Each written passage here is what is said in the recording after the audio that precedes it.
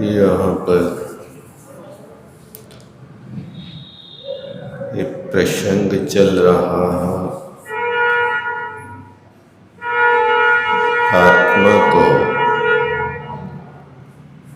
निरपराध कैसे किया जाता है,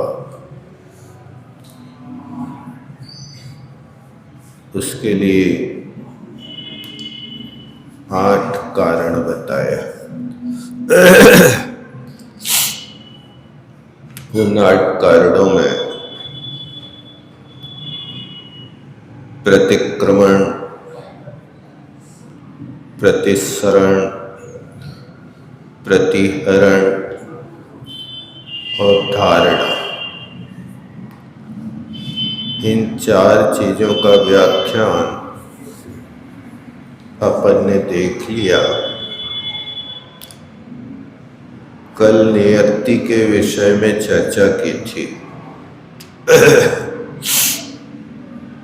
निवृत्ति का अर्थ यहाँ पर आचार्य महाराज ने बहिरंग में विषय और कषाय, इन दोनों के विषय में इहागत, इह का अर्थ इच्छा होता है, अथवा यूं कहें कि जानने की चेष्टा होती है। पंचेंद्रियों के विषयों को अपने चित्त से उनकी इच्छाओं को हटाना, इसका नाम निवृत्ति है। जिस किसी भी वस्तु को छूकर, चखकर, सूंघकर, देखकर, श्रवण कर जो पाने की इच्छा होती है या उसको भोगने की इच्छा होती है, उस इच्छा का मन से निराकरण करना, इसका अर्थ है बहिरंग में विषयों का त्याग। और अंतरंग में इंद्रियों के विषयों के प्रति संतोष भाव का प्राप्त होना। जहां संतोष भाव हो जाता है, वहां साधक इंद्रियों के विषयों का प्रयोग करते हैं, लेकिन वो भ्रामरी वृत्ति से करता है। भ्रामरी वृत्ति का अर्थ है कि जैसे भ्रमर पुष्प के ऊपर जाकर के बैठ जाता है, अपना गंध का विषय बना लेता है, लेकिन पुष्प की कोई क्षति नहीं होती है। इस तरह से जहां प्रवृत्ति होती है उसका नाम भ्रामरी वृत्ति है। यहां ये लगाना कि जीवन को चलाने के लिए उस भ्रमर की तरह गंध लेते हुए यानी इंद्रिय का विषय उपयोग करते हुए जीवन चलाने के लिए उसको लेते हुए आत्मा का घात ना हो पाए, ऐसी वृत्ति का नाम भ्रामरी वृत्ति होता है। तो बहिरंग में ये विषय और बहिरंग में कसाय के निमित्त मिलने पर उनकी ओर दृष्टिपात नहीं करना। कई बार बाहरी निमित्तों को लेकर के कसाय भड़क जाती है, तो आचार्य महाराज ने बहिरंग शब्द लिखा है। बहिरंग विषय और बहिरंग में होने वाले कषाय के निमित्त, इनसे अपने मन को हटाना, इसका नाम निवृत्ति है। एक 5वें नंबर का शुद्धिकरण का उपाय है। अब 6वें नंबर पर निंदा का प्रयोग करते हैं। निंदा किसे कहते हैं, इसके लिए लिखते हैं आत्म साक्षी दोष प्रकटनम निंदा। ये बहुत प्यारी परिभाषा है। निंदा भी अमृत कुंभ है, लेकिन किसकी निंदा करना? अपनी स्वयं की निंदा करना, आत्म साक्षी करना।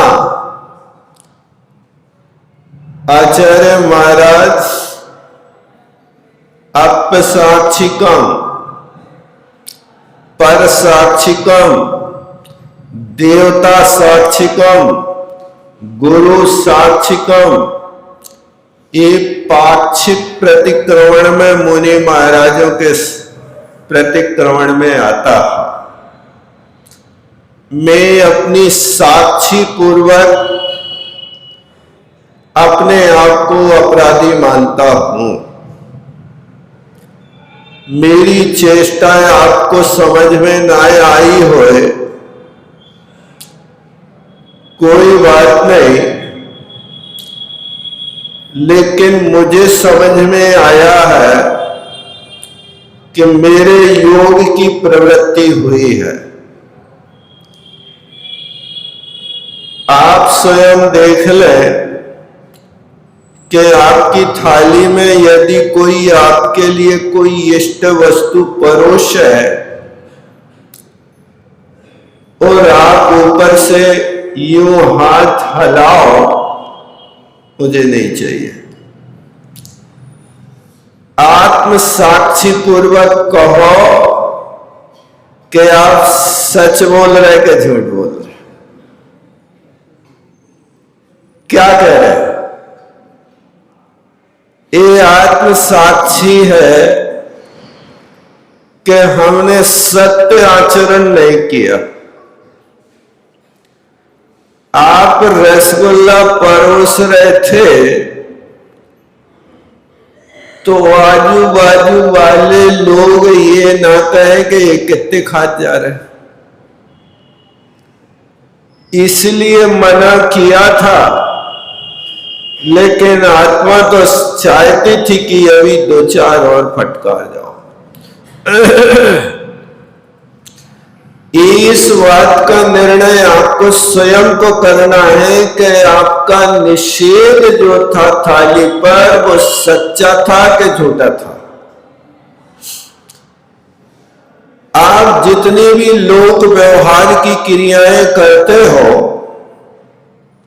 उन सब लोक व्यवहार की क्रियाओं में जब आप अपनी आत्मा की साक्षी पूर्वक विचार करो,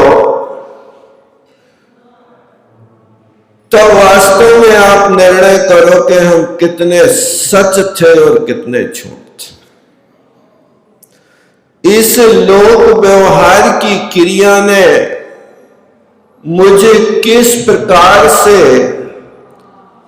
आत्म तत्व से दूर किया, इसका आपको स्वयं को निर्णय होगा। इसलिए इसका नाम, निंदा का नाम आत्म साक्षी पूर्वक आपकी आत्मा कहे कि तुमने जो किया है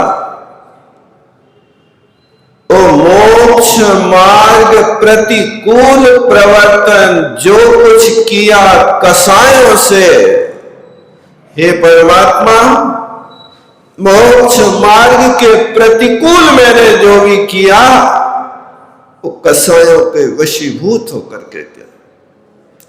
एक सामायिक पाठ में पढ़ते हैं, निंदा आलोचना गरहा करते हैं। मैं कैसे भूल गया कि मैंने जो प्रवृत्ति की मोक्ष मार्ग के प्रतिकूल प्रवृत्ति की, वो मोक्ष मार्ग प्रतिकूल प्रवर्तन जो कुछ किया कसायों से, निंदा गर्ह आलोचन, इनकी मैं अच्छे भावों से करता हूं परमात्मा। इसका नाम आत्म साक्षी है। उस समय में कसाई के उद्वेग को नहीं रोक सका, उस समय में मोक्ष मार्ग की प्रवृत्ति से विस्मृत हो गया। उस मोक्ष मार्ग की प्रवृत्ति में मुझे कैसी चाल चलना थी, इससे विस्मरण हो गया। निंदा गर्हा आलोचन करके अब मैं शुद्धि चाहता हूं, भगवान मुझे क्षमा कर दो। ये पढ़ तो लेते हैं लेकिन वास्तव में स्मृति से बाहर हो जाता है। और निंदा वास्तविक वही है, वही मोक्ष मार्ग है जिस व्यक्ति को अपनी निंदा करना आ गए। यहां तक लिखा कि हे भगवान मैंने निर्लज्ज होकर के जो जो काम किए हैं वो आपके सामने प्रकट कर दिए हैं। अब मैं निर्लज्ज होकर की अपनी कितनी हंसी उड़ाऊं, एक हास्य का पात्र बन गया। इस प्रकार का जब आत्मबोध होता है, वो आत्मबोध का नाम यहां पर लगे हुए दोषों के प्रति गिलानी पैदा होती है। उस गिलानी से आत्मा का कल्याण होता है। इसलिए इसको निंदा कहते। देखो निंदा क्या है, पर की नहीं, अपनी निंदा करना। पर की निंदा नीच गोत्र के आश्रय का कारण है, और अपनी निंदा करना उच्च गोत्र के आश्रय का कारण है। अपनी निंदा करोगे तो आपका संयम शाश्वत बना रहेगा, और दूसरों की निंदा करोगे तो संयम तो छोड़ो, सम्यक दर्शन भी गिर जाएगा। क्योंकि निंदा दूसरे गुण स्थान तक होती है। दूसरों की निंदा करने वाला सम्यक दृष्टि नहीं हो सकता। आप सम्यक दृष्टि हो तो अपने आप को, अपने सम्यक दर्शन को सुरक्षित रखो, अपनी खबर रखो। कहीं ऐसा ना हो कि हम किसी संयमी की निंदा कर बैठे, जिससे हम अपना सम्यक रूपी रत्न कौवा के उड़ाने में फेंक देवे, और वो सम्यक रूपी रत्न कौवा के उड़ाने में फेंका, और हम प्रतीक्षा कर रहे थे कि कौवा उड़ेगा और रत्न हम वापस उठा लेंगे, लेकिन वो जमीन में नहीं गिर पाया और बीच में कौवा उठा के रत्न ले गया। ऐसी अवस्था में अपना कर्तव्य है कि निंदा करें तो अपनी करें, पर की निंदा से अपना कोई भला होने वाला नहीं है।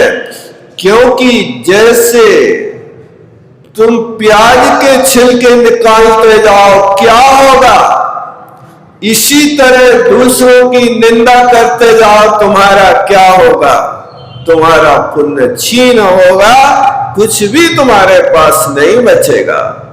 इसका नाम निंदा है। कितने संक्षिप्त और सुंदर शब्दों में परिभाषा लिखी देखो आचार्य महाराज ने। सूत्र रूप में ये परिभाषा लिख दी।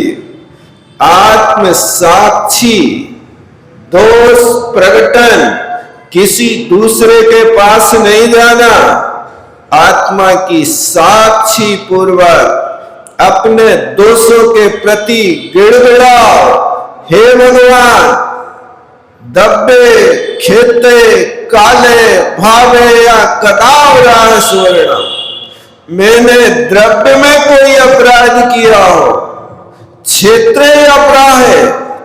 में अपराध किया हो, काल में अपराध किया हो, भावों से अपराध किया हो, मैं निंदन ग्रहण उसकी निंदा करता हूं, गर्हा करता हूं, आलोचना करता हूं, प्रतिक्रमण करता हूं, प्रत्याख्यान करता हूं, छेदो वट्टावना मोही, हे परमात्मा मेरा छेद उपस्थापन हो। जो छेद हो गया प्रमादवश, अब उसका पुनः उपस्थापन हो जाए। जो संयम के शिखर से गिर गया, सम्यक्त के शिखर से गिर गया, उसका पुनः प्रत्यास्थापन हो जाए। इस प्रकार से बार बार गिड़गिड़ाते हैं, तब संयम और सम्यक दर्शन सुरक्षित रहता है, अन्यथा सुरक्षा नहीं कर पाओगे। ये कहलाती है निंदा। फिर इसके बाद गर्हा आती है। देखो निंदा में और गर्हा में क्या अंतर है, अंतर समझना दोनों में। गुरु साक्षी पूर्वकम दोष प्रकटनम गर्हा, गुरु की साक्षी पूर्वक अपने दोषों को बालकवत कहना, इसका नाम गर्हा है।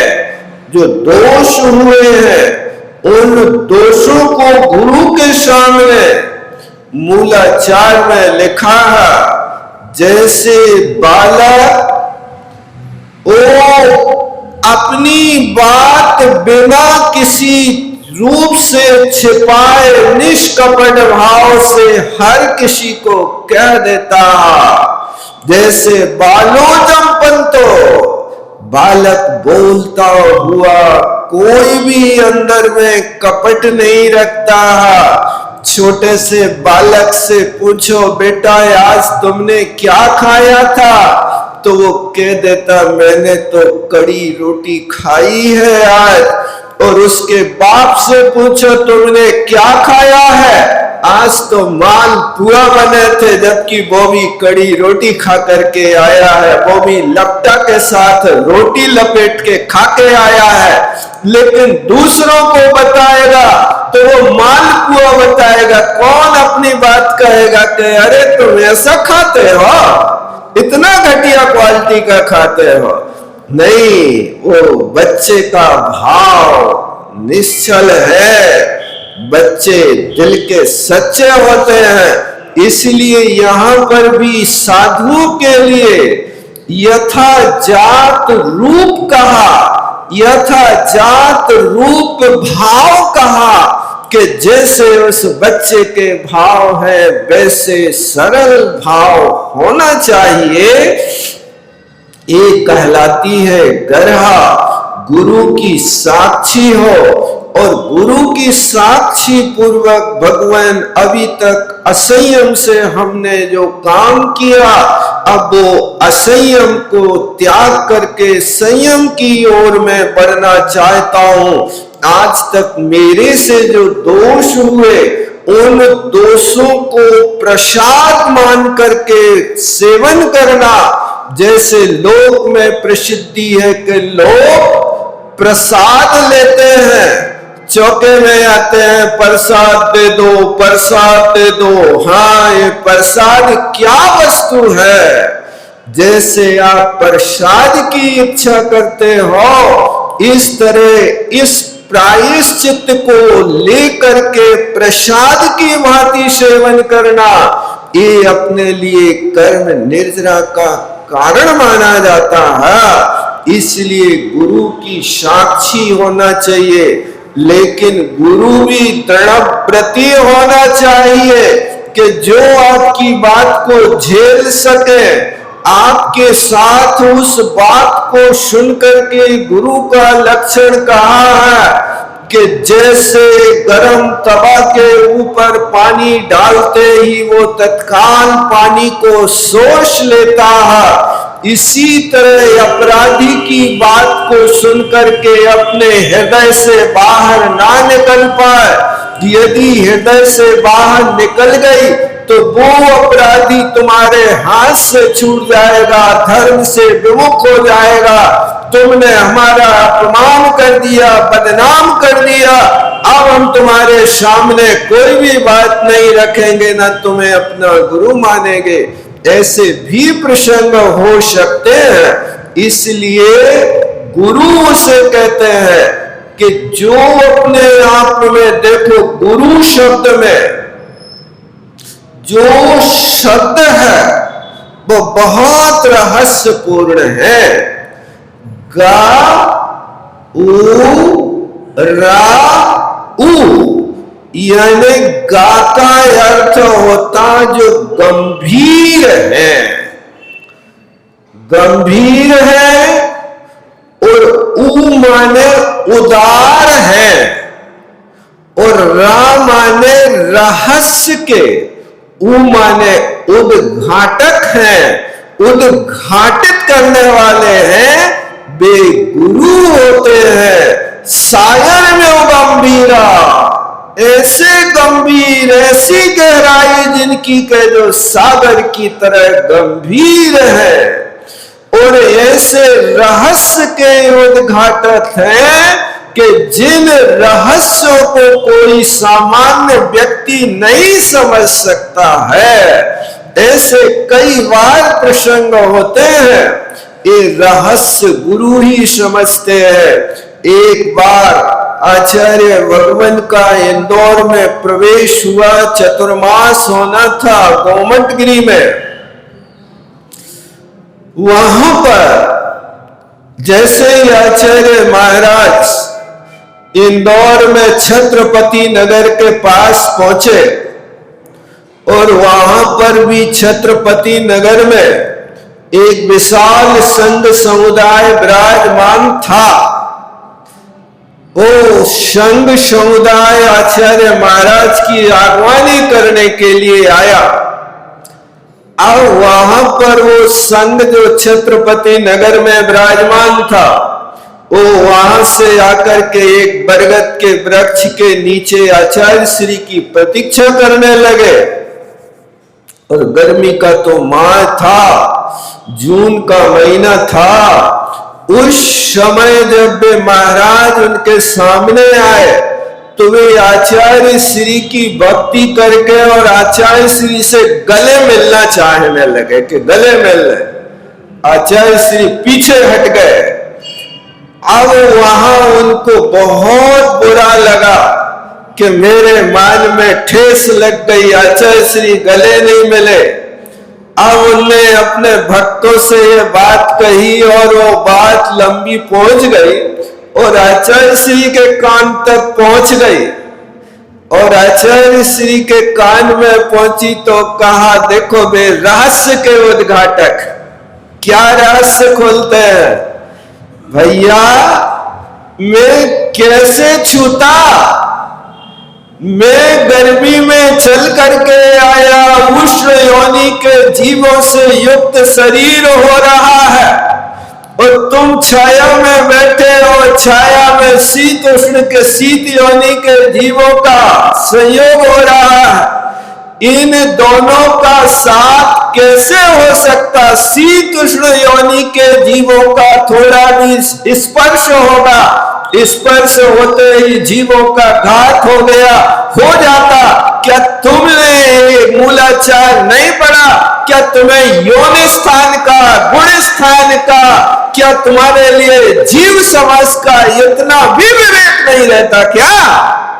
ये रहस्य के उद्घाटक होते हैं। धन्य है, इतनी गहराई में कौन जाएगा कि कहां गर्म शरीर और कहां ठंडा शरीर। तुम क्या चाह रहे हो? ये रहस्य के उद्घाटक गुरु ही हुआ करते हैं। हर किसी के बस की बात नहीं है कि वो इतनी गहराई में पहुंच करके और अपने आचरण की और अपने व्रतों की रक्षा करे। देखो, आप विचार करो। इसलिए मूलाचार की परिभाषा है कि गुरु उसे ही कहते हैं गंभीर हो, उदार हो। ऐसी उदारता सद्याकृता अपराधेषु। सामने वाले ने अभी कितना बड़ा भी अपराध किया है, लेकिन उस अपराध को भी वो हमेशा क्षमा है। कोई किसी का बुरा नहीं है, ये तो मेरे कर्म का उदय है। ये बहुत बड़ी उदारता है। आप तो सिर्फ थोड़ी सी लेन देन को, व्यवहार को उदार समझते हो। किसी को मुट्ठी भर गेहूं दे दिए, उदारता हो गई। कटोरी भर पानी पिला दिया, उदारता हो गई। किसी तुम्हारे सामने खड़े हाथ फैलाए व्यक्ति की झोली में 2 रुपया डाल दे, उदारता हो गई। उदारता वो कहलाती है कि अंतरंग के परिणामों से जहां पर सामने वाला व्यक्ति अपराध कर रहा है, लेकिन उसके लिए भी क्षमामि जीवाणाम सभ्य जीवा खमंतु में, मैं तो तुम्हें क्षमा कर ही रहा हूं, लेकिन तुम भी मुझे क्षमा कर देना कि मैं तुम्हारे अनुकूल प्रवृत्ति नहीं कर सका। यही तो विशेषता है। ये उदारता का भाव होना बहुत दुर्लभ है। इसलिए गंभीर है, उदार है और रहस्य के उद्घाटक है। ऐसे गंभीर रहस्य सिद्धांतों के यदि आपको सीखने को मिलेंगे तो गुरुओं के मुख से मिलेंगे। अन्य किसी व्यक्ति के पास वो रहस्य नहीं मिल सकता है, क्योंकि रहस्य वही पाता है जिसके साथ ज्ञान के साथ विवेक होता है। ज्ञान हो लेकिन विवेक ना हो तो भी कार्य की सिद्धि नहीं हो सकती है। ज्ञान आप पुस्तकों से कर सकते हो, लेकिन अनुभव और विवेक तो सत्संगति से होगा। बिना सत्संगति के किसी को आज तक अनुभवी नहीं कह सकते हो। कितना भी चतुर व्यक्ति हो, लेकिन चतुर व्यक्ति हो करके भी वो अपना काम करेगा तो सत्समागम से करेगा, बिना उसके नहीं कर सकता है। ये बातें होती हैं। इसलिए यहाँ पर एक गढ़ा का अर्थ यही होता है, निंदा गढ़ा।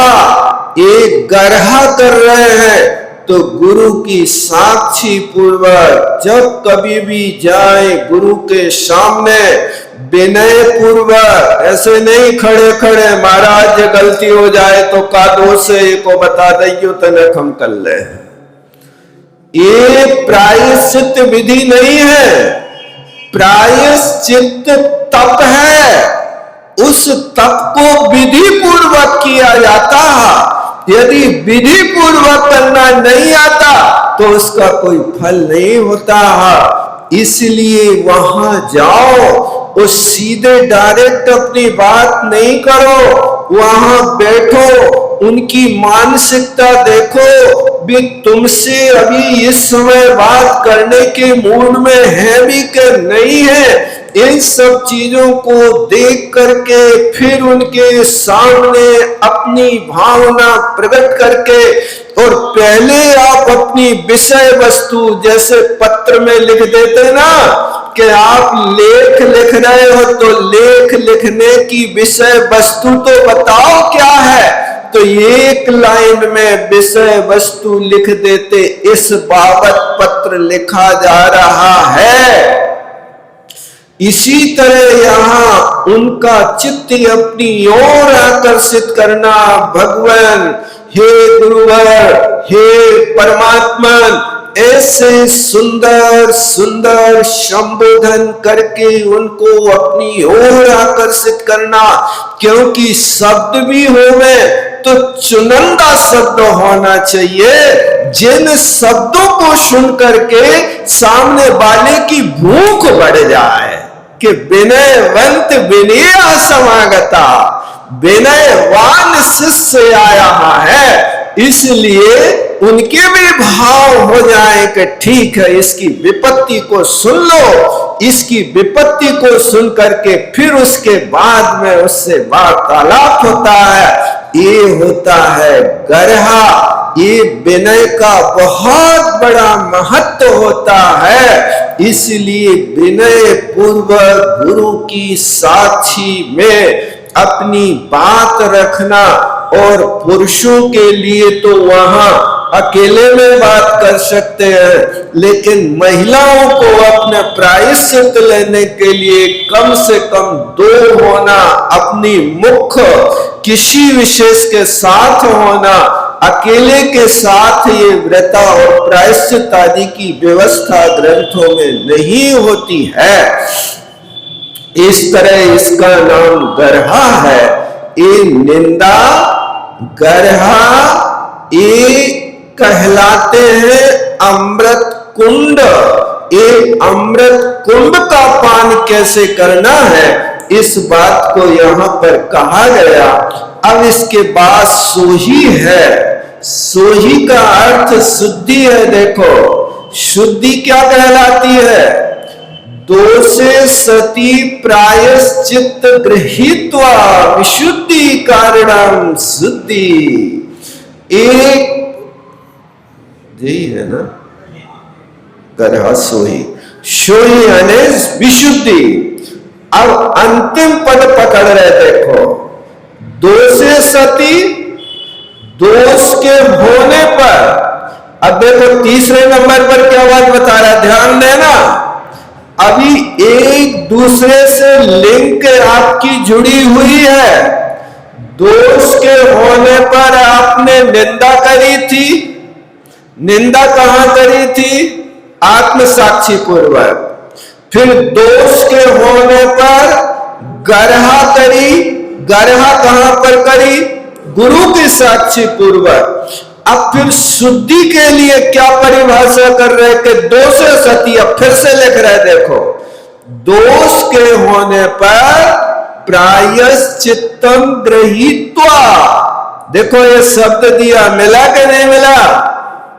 जैसे महाराज ने अपनी टीका में लिखा है 389 पृष्ठ दूसरी पंक्ति में, सोही, तो उस दोष के होने पर प्रायश्चित्त ग्रहण करना, उससे क्या होगा, विशुद्धि कारणम।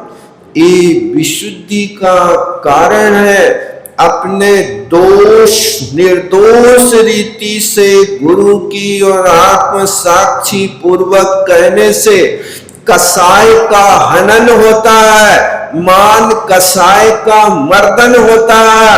और जहां मान कसाय का मर्दन होता है, वहां उस व्यक्ति की कीर्ति फैलती है और लोक में उसकी मैत्री फैलती है। ऐसा मूलाचार में कहा है। इस तरह से ये शुद्धि होती है। विशुद्धि का कारण देखो क्या है, ये चीजें विशुद्धि के कारण है।